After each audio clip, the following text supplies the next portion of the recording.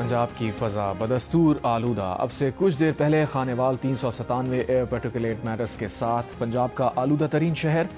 महकमा माहौलियात पंजाब की वेबसाइट के मुताबिक गुजरांवाला में फ़ज़ाई आलूदगी 384 और लाहौर में 362 रिकॉर्ड। आलमी वेबसाइट के मुताबिक लाहौर 312 AQI के साथ दुनिया का दूसरा आलूदा तरीन शहर। नई दिल्ली 414 पार्टिकुलेट मैटर्स के साथ पहले नंबर पर।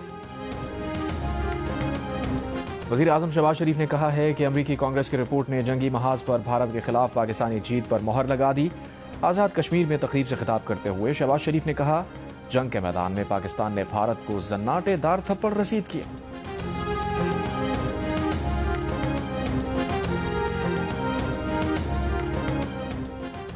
करप्शन पाकिस्तान की तरक्की को खाई जा रही है। पाकिस्तानी अशराफिया सरकारी इदारों समेत अहम माशी शोबों पर अपना असर नफूस इस्तेमाल करती है। IMF ने अपनी रिपोर्ट में वाज़ेह कर दिया, लिखा, अगर पाकिस्तान गवर्नेंस इस्लाहात और करप्शन के खिलाफ कार्रवाई करे तो पाकिस्तान में GDP में इजाफे की शरह अगले 5 वर्षों में 6.5% सालाना तक पहुंच सकती है।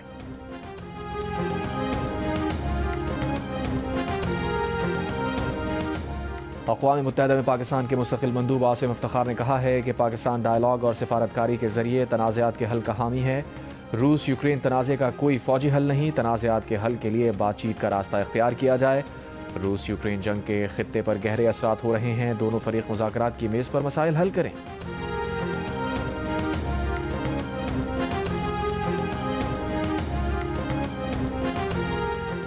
कराची में SIU और कानून नाफिज करने वाले इदारे की भत्ता माफिया के खिलाफ कार्रवाइयाँ। भत्ते के लिए फ़ोन करने वाले मरकज़ी मुलजिम समेत 4 भत्ताखोर गिरफ्तार।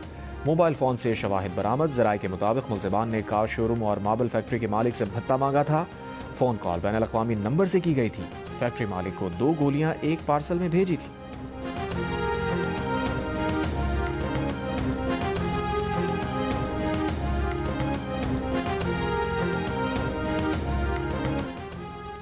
वज़ीर आज़म शहबाज शरीफ ने कौमी एयरलाइन की निजकारी के तमाम मराहिल तेज़ और शफाफ तरीके से मुकम्मल करने की हिदायत कर दी। फ़ज़ाई बेड़े में परवाज़ के काबिल तैयारों की तादाद बढ़ाने का लाहेअमल तैयार करने और परवाज़ों की बरवक्त रवानगी यकीनी बनाने की हिदायत। कौमी एयरलाइन से मुताल्लिक़ इजलास में वज़ीर आज़म को ब्रीफिंग के दौरान बताया गया कि कौमी एयरलाइन की निजकारी के हवाले से 4 पार्टियों को प्री क्वालिफाई किया है। जल्द ही कौमी एयरलाइन की निजकारी के हवाले से बिलिंग होगी। कौमी एयरलाइन के 75% शेयर्स की निजकारी होगी। निजकारी की शर्त है कि निजकारी के बाद कौमी एयरलाइन का नाम और उसकी थीम नहीं बदली जाएगी।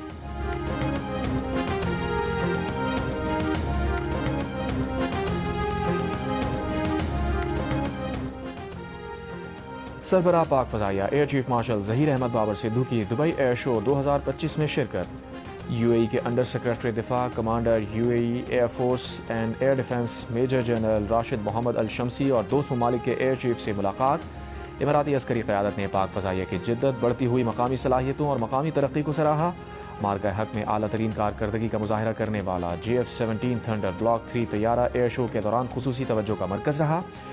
दोस्त मुल्क के साथ JF-17 थंडर की खरीदारी से मुताल्लिक़ MOU पर भी दस्तखत। एयर शो में मारूफ सुपर मशाक ट्रेनर तैयारों ने भी शिरकत की।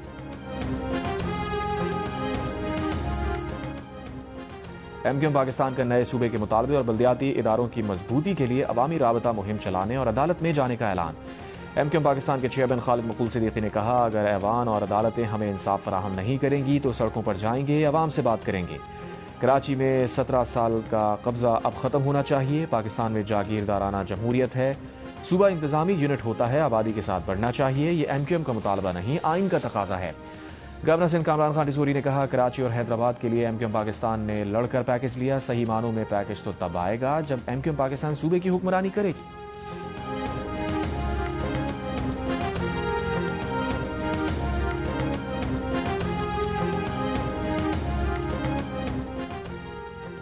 मेयर कराची मुर्तज़ा वहाब ने रद्द-ए-अमल में कहा, गवर्नर सिंध को इख्तियार नहीं कि वो सियासी बातें करें। MQM वाले कराची, सक्खर, इस्लामाबाद में अलग अलग बातें करते हैं। MQM मगरमच्छ के आंसू बहा रही है। क्या पंजाब का बल्दियाती निज़ाम सिंध में नाफिज कर दें? MQM के दोस्त फैसला करें, पंजाब में जो निज़ाम नाफिज किया जा रहा है क्या वो उसके हामी हैं? तर्जुमान सिंध हुकूमत सादिया जावेद ने कहा, MQM रहनुमाओं को बल्दियाती निज़ाम को निशाना बनाने के बजाय उसे मजबूत करने पर तवज्जो देनी चाहिए। सिंध का बल्दियाती निज़ाम इस वक्त पूरे पाकिस्तान में सबसे ज़्यादा बाइख्तियार और आइनी तौर पर मजबूत निज़ाम है। PMLN को अपने और पाकिस्तान पीपल्स पार्टी के दरमियान होने वाले गवर्नरशिप के मुआहदे पर अमल दरामद करना चाहिए।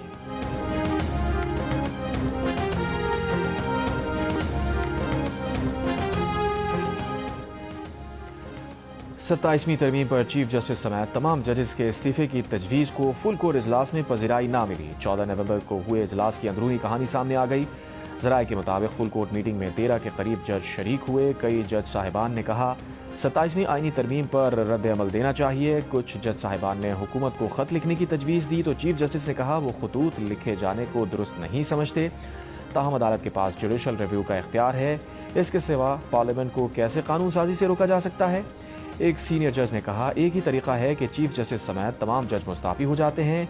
इस तजवीज़ पर फुल कोर्ट मीटिंग में सन्नाटा छा गया। बाद में फुल कोर्ट में शामिल जजेस की अक्सरियत ने इस्तीफ़ा देने की तजवीज़ से इख्तलाफ किया।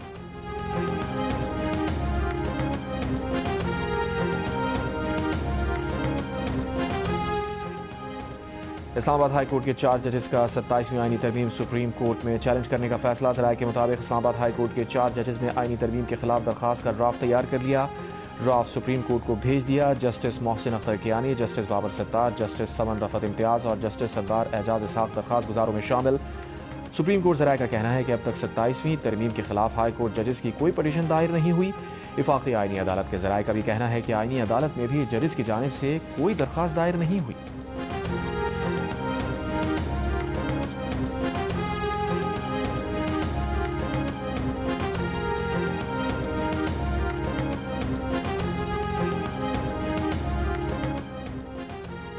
वफाकी वज़ीर क़ानून आज़म नज़ीर तारड़ का कहना है कि पार्लियामान आइन में तरमीम कर सकती है। आइन में दर्ज है कि पार्लियामान की गई तरमीम किसी अदालत के सामने चैलेंज नहीं की जा सकती।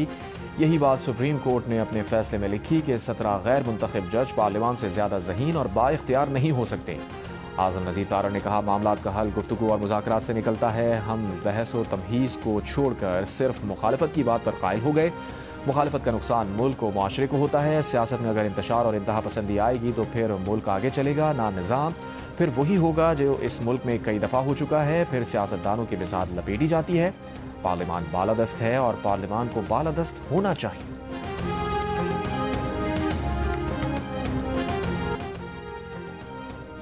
ब्राज़ील में माहौलियात के तहफ़्फ़ुज़ के लिए होने वाली कॉन्फ्रेंस COP30 के पवेलियन में ही आग लग गई। आज के दिन की तक़रीबात मनसूख। आग लगने से अफरा तफरी, हज़ारों मंदुबीन को फौरी तौर पर निकाल लिया गया। कोई जानी नुकसान नहीं हुआ। आग लगने के बाद कॉन्फ्रेंस की इमारत को खाली करा लिया गया।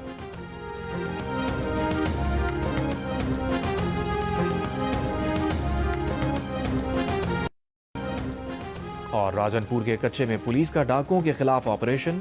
इंतहाई मतलूब डाकू हलाक, 3 डाकू जख्मी। DPO के मुताबिक पुलिस ने डाकुओं की मुतादिद ठिकानों को आग लगा दी। हलाक डाकू कत्ल, अगवा और डकैती के दर्जनों मुकदमात में मतलूब था। ऑपरेशन के दौरान डाकुओं की फायरिंग से एक शख्स जाँ बहक।